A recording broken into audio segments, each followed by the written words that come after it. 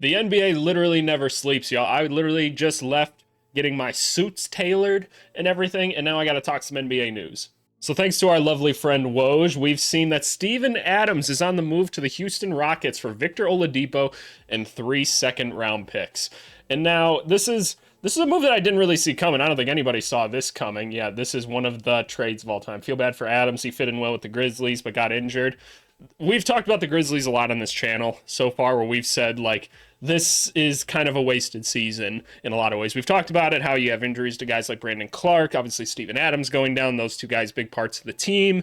Marcus Smart has not been healthy this year. Ja Morant has just not been available this year, whether it's for his own personal things that the NBA moved on for him from, or the shoulder injury, right? There's just been a ton going on with the Grizzlies. But we also talked about why this is kind of a good season for them in some capacity. Not a good season, but there's upside to it, right? And that's discovering guys that you didn't maybe know you had before all these injuries took place. Like guys like the Vince Williams and the Gigi Jacksons of the world.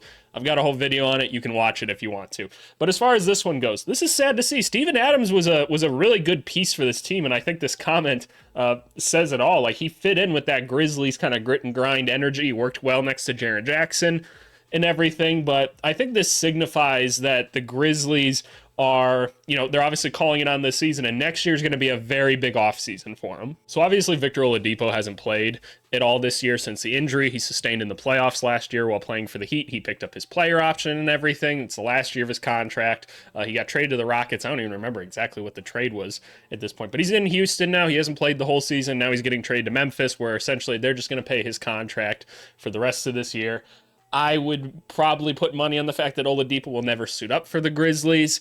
Whether or not even Oladipo suits up in the NBA again, man, is up for debate. It's a tough one, man. It's tough. I love Oladipo. I love his game. He plays with a lot of heart and everything. It just, the injuries have gotten to him, man. I wouldn't be surprised, I guess, if we see him suit up in maybe like a minimum contract. Maybe someone picks him up in the middle of the year because he's looking pretty solid in workouts or something. But this offseason, I don't think anybody's touching that, at least not right now, especially when there's such an emphasis on getting younger players. But essentially what this move comes down to are the salaries right here. So you can see here, Steven Adams, 2 years left, $12.5 million. Victor Oladipo, 1 year left, $9 million. So what the Grizzlies are doing right here, right, you guys can all do basic math, saving a little bit of money this year. They're not in contention anyway, but also they're opening up quite a bit of cap room to go out and get some players this next year in the draft or in free agency or something, right? They're opening up their playbook so that they can go make some sort of move, because they're thinking now, like, hey, we're going to have a lot of pieces and everything kind of coming together next year. Let's really try to maximize this next offseason. And it's too bad that Adams won't be a part of that. But you look at Steven Adams' age and everything, like he's getting up there. He's 30. He's been through a lot. He's been in the playoffs like a ton. He's taken a lot of brutal injuries. He wasn't a very athletic guy to start with, and now he's having a lower body injury as a bigger dude. There's only so much that can be done. However, something that we know a lot about Steven Adams is that he's a big effort guy. He's big and strong. There's probably not too many people stronger than him in the NBA. So Houston, what they're doing is they're bringing in a backup center, right? Because they have struggled to find backup center minutes that they'll have for all of next year, and everything brings another veteran onto this team that they're trying desperately to add more to, bringing another good basketball mind to the table, bringing some more toughness to the table, right? Someone to challenge these guys throughout the year. I like the pickup by them. You can take a look at his counting stats and not be like too blown away. He does grab 11.5 rebounds. That was last year, and that's pre-injury, and he's probably not going to get up to those numbers again because he won't be a starter, most likely, at least. But like the difference that he makes on the court with just like his screen setting or something like that. We all know about how he sets the meanest screens in the NBA, or blocking shots or grabbing rebounds, just bringing a general toughness and making guys think twice when they go to the rim on him.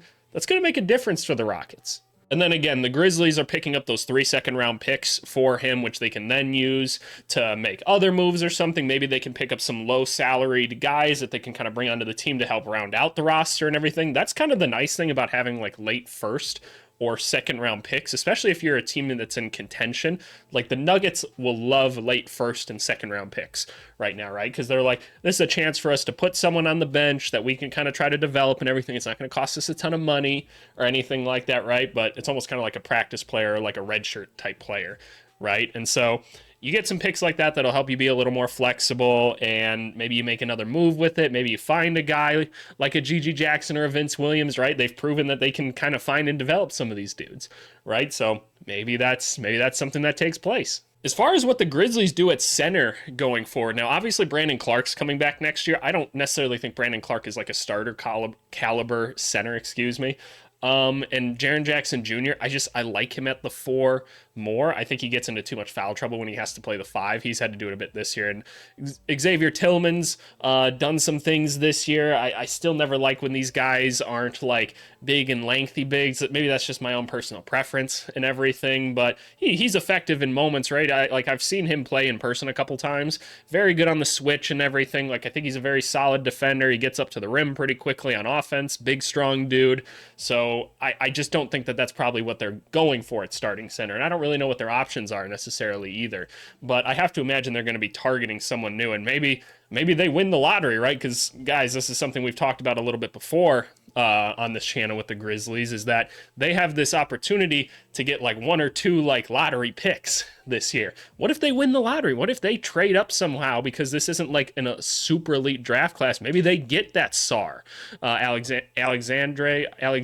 I'm gonna assume it's Alexander, but he's French, so I don't know. I don't speak French or anything, but maybe they pick up Sar, right? And now all of a sudden you've got this like perimeter defending like 7-1 center that can shoot a little bit. He can play above the rim, big motor. He'd fit in so well in Memphis. I'm kind of rooting for it now, but maybe that's kind of the ultimate goal, something like that, right? At the end of the day, though, it is sad to see Steven Adams go from Memphis, because I did like the culture fit of it and all. But obviously, I think both teams made a pretty good deal here. Unfortunately, like I said, not sure what you're going to get out of Oladipo and everything. Probably won't see him at all this year. Hopefully, we see him in an NBA jersey again. Love the guy. Think he's a great player and everything. Just body fails you, man. I know how that feels. It's not fun. But yeah, great trade for both sides and everything. You guys let me know what you think too. Especially if you're a fan of either of those. I heard from a lot of Grizzlies fans in the Grizzlies video we did not too long ago. So let me hear you guys again. What are your thoughts on this? And hey, let's hope the Grizzlies have a nice bounce back year next year. But until then, we'll see y'all.